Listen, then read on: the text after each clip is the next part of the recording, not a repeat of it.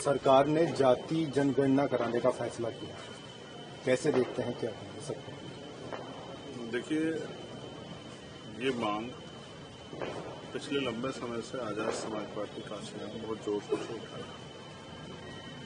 3 फरवरी को लोकसभा का जब सेशन हुआ तो मैंने जातिगत जनगणना से अपनी बात शुरू की और जब हमने दिल्ली में 2024 में इंदिरा गांधी स्टेडियम में एक बड़ा जो है आंदोलन किया था, उसमें भी हमारी पहली मांग जातिगत जनगणना की थी। अब जब हमने 18 मंडल की समीक्षा कार्यक्रम किया, जो पहला कार्यक्रम हमने अपने गृह जनपद सहारनपुर में किया, उसमें भी हमारी जो पहली मांग थी वो जातिगत जनगणना की। हम जातिगत जनगणना की अहमियत को समझते और मैं ये मानता भी हूं कि अगर जातिगत जनगणना होगी तो उससे विशेषकर पिछड़े वर्ग की जातियों को बहुत सारी महत्वपूर्ण जानकारियां उन तक पहुंचेंगी और सामान्य वर्ग के लोगों को भी जानकारियां पहुंचेंगी कि उनकी संख्या कितनी है और उनके पास साधन कितने हैं, उनके पास एजुकेशन कितनी है, किसके पास ट्रैक्टर कितने हैं, किसके पास जो है खेती कितनी है, किसके पास नौकरियां हैं, सारी जानकारी लोगों के सामने क्लियर होगी। हालांकि सरकार ने अभी बात कही है,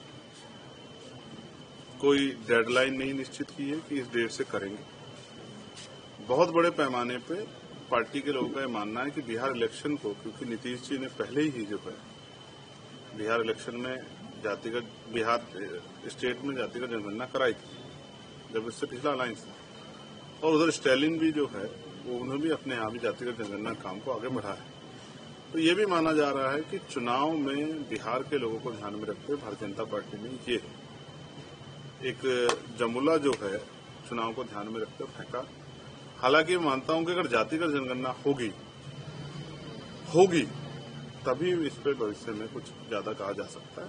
अभी तो ये भी तय नहीं हुआ कि उसमें जो है क्या क्या उसके किन किन विषयों को उसमें रखा जाएगा, उसमें आर्थिक आंकड़े जुटाएंगे, उसमें जो है ये इसको कब शुरू करेंगे और कब खत्म करेंगे, ये सब चीजें नहीं जुटाई गई। ये महत्वपूर्ण है और जब कुछ चीजें जो हैं सामने आ जाएंगी, उसके क्राइटेरिया सामने आ जाएंगे, उसके जो है सब्जेक्ट सामने आ जाएंगे, लिस्ट सामने आ जाएगी, तभी उस पर ज्यादा कुछ जो है कहा जा सकता है। लेकिन मैं फिर ये दोहराऊंगा कि आजाद समाज पार्टी की मांग थी और अभी सरकार ने सिर्फ जो है अपने यहाँ कैबिनेट में इस पर जो है प्रस्ताव पे मोहर लगाई।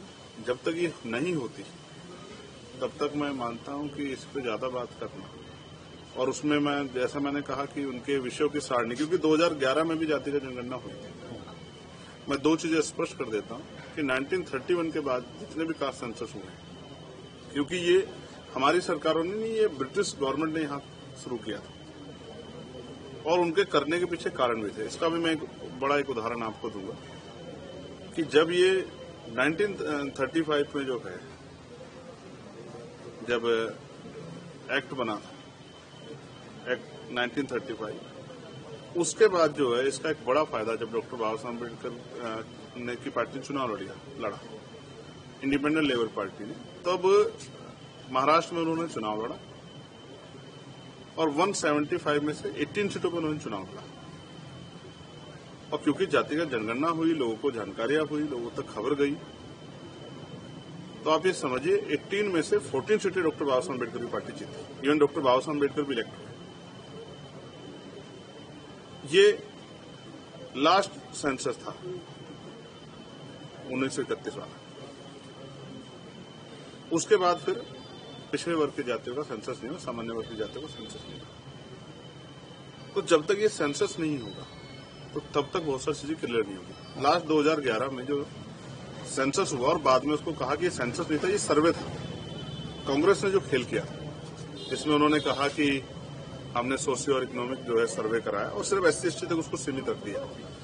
तो एक खेल जो है SC/ST के आंकड़े आते हैं तो लोगों को लगता है कि भाई इनके पास ये है, लेकिन जब बाकी लोगों के आंकड़े नहीं आएंगे तो उनको इस पता ही नहीं लगेगा कि उनकी संख्या क्या, पाल की संख्या कितनी है, प्रजापति कितनी है, कश्यप, सैनी, मौर्य, शाक्य, कुशवाहा, राजभर, केवट, मल्ला की संख्या कितनी, जाट कितने हैं, यादव कितने हैं, गुजर कितने हैं, कुर्मी कितने हैं, पटेल कितने, जब तक ये जानकारी नहीं आएगी, सैन कितने हैं, विश्वकर्मा कितने हैं। देखो, एक बड़ा खेल इस बात को समझो। 2011 में जो खेल कांग्रेस और उनके गठबंधन ने किया कि उन्होंने कहा और बाद में आंकड़े जारी नहीं किए क्या पता कोई ऐसा खेल तो नहीं, क्योंकि ये सरकार अपनी बात से बहुत जल्दी पलट जाती है। आज मोड़ लगाइए, अब तक बिहार के इलेक्शन के बाद कह दें कि भाई हम तो नहीं करेंगे, इसलिए भी। लेकिन महत्वपूर्ण ये है कि कोई खेल ना हो। अगर आप ये वीडियो YouTube पर देख रहे हैं तो हमारे चैनल को सब्सक्राइब कर बेल आइकन दबाएं और Facebook पर देख रहे हैं तो हमारे पेज को लाइक करें। 8 मिलियन प्लस सब्सक्राइबर, आपके इस भरोसे के लिए बहुत धन्यवाद।